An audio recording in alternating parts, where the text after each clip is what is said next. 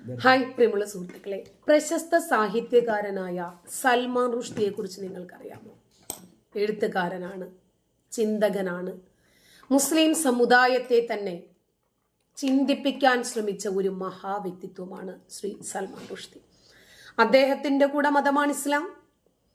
ഇസ്ലാമിനെ സൽമാൻ റുഷ്ദി വിമർശിക്കുന്നു, തസ്ലീമ നസ്രിൻ വിമർശിക്കുന്നു, ജാമിദ വിമർശിക്കുന്നു, ആരിഫ് വിമർശിക്കുന്നു. ഞങ്ങളുടെയും കൂടി മതമാണപ്പ ഇത്. ബയോളജിക്കലി ഞങ്ങളുടെ മാതാപിതാക്കളിൽ നിന്നും ഞങ്ങൾ ആഗ്രഹിക്കുകയോ പ്രതീക്ഷിക്കുകയോ ചോദിക്കുകയോ ഞങ്ങളുടെ അറിവോ സമ്മതമോ ഇല്ലാതെ ഞങ്ങൾക്ക് കൂടി ചാർത്തി കിട്ടിയ മതമാണിത്.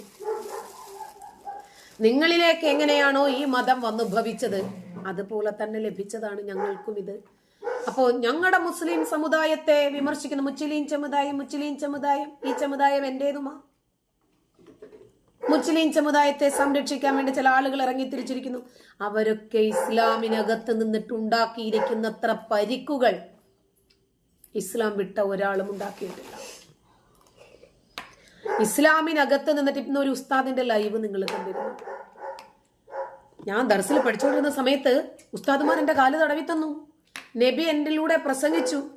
നബി വന്നു, നബിയെ ഞാൻ കണ്ടു, നബിയെ ഞാൻ സ്വപ്നം കണ്ടു, നബി എനിക്ക് അത് തന്നു, ഇത് തന്നു, എനിക്ക് 1 കോടി രൂപ വേണം, 10 സെന്റ് സ്ഥലം വേണം, 10 ലക്ഷം രൂപയ്ക്ക് വീതം. ഇവരെയൊക്കെ എതിർക്കാൻ നിങ്ങൾക്ക് ധൈര്യമുണ്ടോ? മദ്രസയിൽ കുഞ്ഞുങ്ങളെ ഉപ്പു നോക്കുന്നവരെ വിമർശിക്കാൻ നിങ്ങൾക്ക് ധൈര്യമുണ്ടോ? എയർപോർട്ടിൽ വന്നിറങ്ങുന്ന മലദ്വാർ ഗോൾഡിനെ കുറിച്ച് സംസാരിക്കാൻ നിങ്ങൾക്ക് ധൈര്യമുണ്ടോ? പേര് മാറ്റ്. അറബിയിലെ സിനിമാ പേരുകൾ ഇവരെ അറബിയില, സിനിമകൾ അറബിയില. അണബി വാച്ച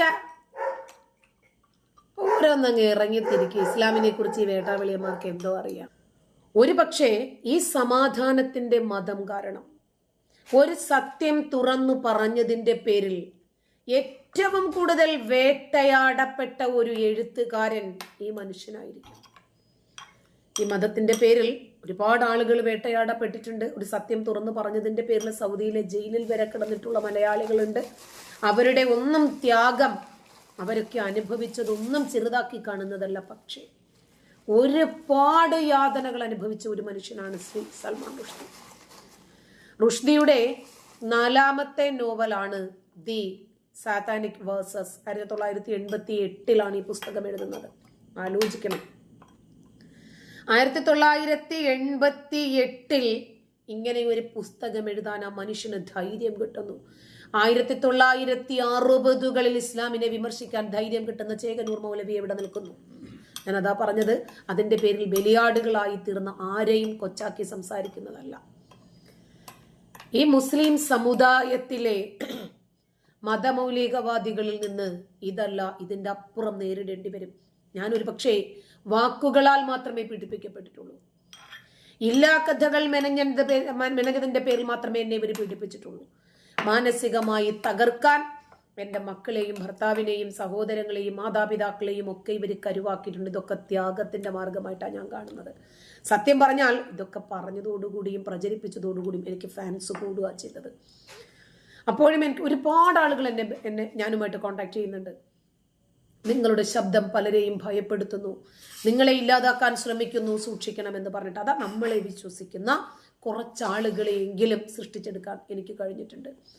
അക്രമാസക്തമായിട്ടുള്ള പ്രതികരണങ്ങൾ കൊണ്ട് ഒരാളുടെയും വായ മൂടിക്കെട്ടാൻ പറ്റില്ല.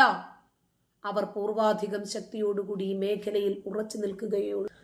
പല വിധത്തിലുള്ള വധഭീഷണികൾ സൽമാൻ റുഷ്ദിയെ ഇല്ലാതാക്കാൻ വേണ്ടി ഉണ്ടാക്കി. ആയത്തുള്ള ഖൊമേനി എന്ന് പറയുന്ന ഇറാന്റെ ഭരണകൂടം അയാൾ പുറപ്പെടുവിച്ച ഒരു മതവിധി, അതായത് സൽമാൻ റുഷ്ദിയുടെ തലയ്ക്ക് ഇത്ര ഇനാം. പ്രഹരമേൽക്കുന്നത് ഇസ്ലാമിനാണല്ലോ.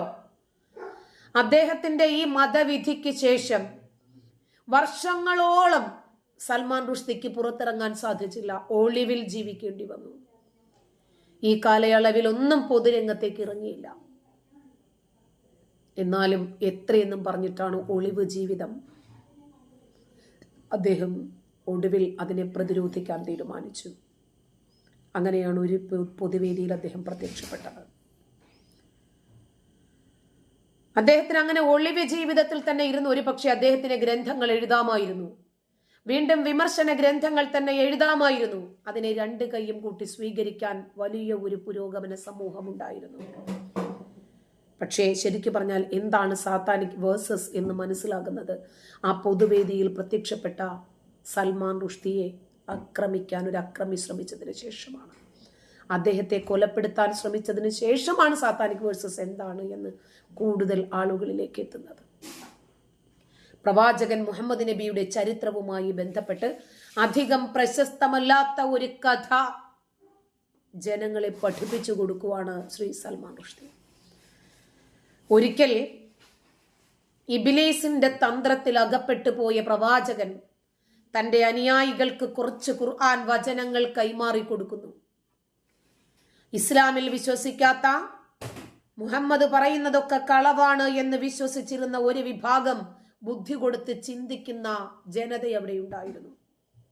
അവരല്ലാത്ത മക്ക നിവാസികളുടെ 3 ദേവതകളെ കുറിച്ചിട്ടായിരുന്നു ഈ പിശാച് പറഞ്ഞു കൊടുത്ത കുറച്ച് ആയത്തുകൾ. അവരല്ലാഹുവിന്റെ പുത്രികളാണെന്ന്, ലാത്ത, ഉസ്സ, മനാത്ത. അവരോടുള്ള ആരാധന പാപമല്ല എന്നുമായിരുന്നു ആ ഖുർആൻ വചനങ്ങളുടെ ഉള്ളടക്കം. ഇത് മുസ്ലിങ്ങളല്ലാത്ത മക്ക നിവാസികളെ സന്തോഷിപ്പിച്ചു. കാരണം അവരും അത് തന്നെയാണ് പറഞ്ഞുകൊണ്ടിരുന്നത്. ആയിരക്കണക്കിന് ബിംബങ്ങളെ ആരാധിച്ചിരുന്ന 360 വിഗ്രഹങ്ങളിൽ ഒരു വിഗ്രഹത്തെ മാത്രം നിലനിർത്തി മൊത്തം നശിപ്പിച്ച 359 വിഗ്രഹങ്ങളെയും നശിപ്പിച്ച് കളഞ്ഞിട്ട് ഒരു വിഗ്രഹത്തെ മാത്രം പടച്ചോനാക്കി മാറ്റിയ മുഹമ്മദിനെ കുറിച്ചിട്ട് അവിടെയുള്ള എല്ലാ ജനങ്ങളും തലയ്ക്കകത്ത് താമസമുള്ളവർ വിമർശിച്ചു കൊണ്ടിരുന്ന ഒരു കാലഘട്ടത്തിലായിരുന്നു ഇത്. അങ്ങനെയാണ് അള്ളാഹുവിന് 3 ദേവതമാരായിട്ടുള്ള മക്കൾ തങ്ങളുടെ ദൈവത്തെ പറ്റി മുഹമ്മദ് നല്ലത് പറഞ്ഞിരിക്കുന്നു എന്ന് പറഞ്ഞ് ലാത്തയെയും ഉസ്സയെയും മനാത്തയെയും ആരാധിക്കുന്ന ഒരു വിഭാഗത്തിന് സന്തോഷമായി. ഏകദൈവ വിശ്വാസം എന്ന ഇസ്ലാമിക വിശ്വാസത്തിന് തികച്ചും ഘടകവിരുദ്ധമായിരുന്നു ആ വചനങ്ങൾ. അള്ളാഹുവിനെ മാത്രമേ ആരാധിക്കാൻ പാടുള്ളൂ എന്ന് പറഞ്ഞ് പഠിപ്പിച്ചിരുന്നിടത്ത് നിന്ന് പ്രവാചകന്റെ വചനങ്ങൾ പൂർണ്ണമായും വിശ്വസിച്ചിരുന്ന അനുയായികൾ അതിനെ ചോദ്യം ചെയ്യാൻ തയ്യാറായില്ല. ദാ ജിബ്രീൽ വന്നു, എനിക്കത് പറഞ്ഞു തന്നു, എനിക്കിത് പറഞ്ഞു തന്നു, എന്നോട് മറ്റേത് പറഞ്ഞു. ശരി, അങ്ങനെ തന്നെ വിശ്വസിച്ച് തലയാട്ടി ഓസിന് കിട്ടിയാൽ ആസിഡും വിഴുങ്ങുന്ന വിഭാഗം തൊള്ള തൊടാതെ നബി പറഞ്ഞതെല്ലാം വിഴുങ്ങി. പക്ഷേ ചോദ്യം ചെയ്യാൻ ബുദ്ധിയുള്ള ഒരു ജനവിഭാഗം തയ്യാറായി. ജിബ്രീൽ എന്ന മലക്ക് പ്രത്യക്ഷപ്പെട്ടത്രേ. നബിയോട് ആ വചനങ്ങൾ പിൻവലിക്കണമെന്ന് ആവശ്യപ്പെട്ടപ്പോൾ മാത്രമാണ് അയ്യോ എന്നെ ഇബ്ലീസ് പറ്റിച്ചോ എന്ന് പ്രവാചകൻ മനസ്സിലാക്കുന്നത് പോലും എന്നാണ് ഇസ്ലാമിക ചരിത്രം. അള്ളാഹുവിനെ മാത്രം ആരാധിക്കണം എന്ന് അതുവരെ ജിബ്രീൽ മുഖേന പ്രവാചകൻ പറഞ്ഞു പഠിപ്പിച്ചപ്പോൾ ലാത്തയും ഉസ്സയും മനാത്തയും ഒക്കെ ദേവതകളാകുകയും അവരെയൊക്കെ ആരാധിക്കാൻ പഠിപ്പിക്കുകയും ചെയ്തത് പിശാചാണ് എന്ന് പറഞ്ഞു. അല്ല, പിശാചിന് അങ്ങനെ ദൈവദൂതന്റെ രൂപത്തിൽ വരാൻ കഴിയുമോ? പടച്ചോനെക്കാട്ടിൽ പവറാണല്ലോ ഇപ്പൊ പിശാചിന്. അതായത് പിശാചിനെ സൃഷ്ടിച്ച പടച്ചവന് പോലും പിശാചിനെ കൺട്രോൾ ചെയ്യാൻ കഴിഞ്ഞില്ല.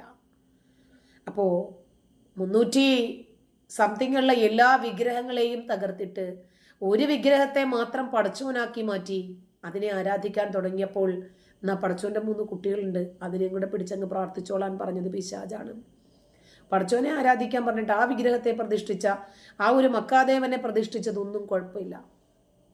പഴയ കാല മുഴുവൻ മുസ്ലിം പുരോഹിതന്മാരും ഈ കഥകൾ രേഖപ്പെടുത്തിയിട്ടുണ്ട്. പ്രമുഖമായിട്ടുള്ള ഖുദ്സിയായ ഹദീസുകളുടെ പിൻബലമില്ലായിരുന്നു. അതുകൊണ്ടാണ് ഇതൊരു കെട്ടിച്ചമച്ച കഥയായിട്ട് മുസ്ലിം സമുദായം പിൽക്കാലത്ത് കരുതാനുള്ള കാരണം. ഇങ്ങനെയാണ് സാത്താനിക് വേഴ്സസ് എന്ന് എന്താണ് ഈ പിശാചിന്റെ വചനം? പിശാച് എങ്ങനെയാണ് മുഹമ്മദിന്റെ ദൈവികമായിട്ടുള്ള വെളിപാടുകൾ നൽകിയത്? അത് നൽകിയപ്പോൾ പടച്ചോന് തടയാൻ കഴിഞ്ഞില്ലേ? പടച്ചോൻ ആ വചനങ്ങൾ അങ്ങ് മറപ്പിച്ചാ പോരായിരുന്നോ? അതിനും കഴിഞ്ഞില്ല. പിശാച് ജിബ്രീലിന്റെ രൂപത്തിൽ വന്നപ്പോൾ തടയാൻ കഴിഞ്ഞില്ല. മുഹമ്മദിന്റെ മനസ്സിൽ ഒരു സംശയം പോലും ഇട്ടുകൊടുക്കാൻ കഴിഞ്ഞില്ല. അങ്ങനെയുള്ള പടച്ചോന്റെ കഴിവുകേടായിട്ടല്ലേ ഇത് കാണുകയുള്ളൂ. പിൽക്കാലത്താണ് ഇത് പിശാചിന്റെ വചനങ്ങളാണ്. പിശാചിന്റെ വചനങ്ങൾ എങ്ങനെയാ ഖുർആനിൽ വരിക? ഇന്ന് ബുദ്ധി കൊടുത്ത് ചിന്തിക്കുന്ന ജനത ചോദിക്കുമ്പോൾ നിന്ന് ഉത്തരം പറയേണ്ടി വരും. നന്ദി.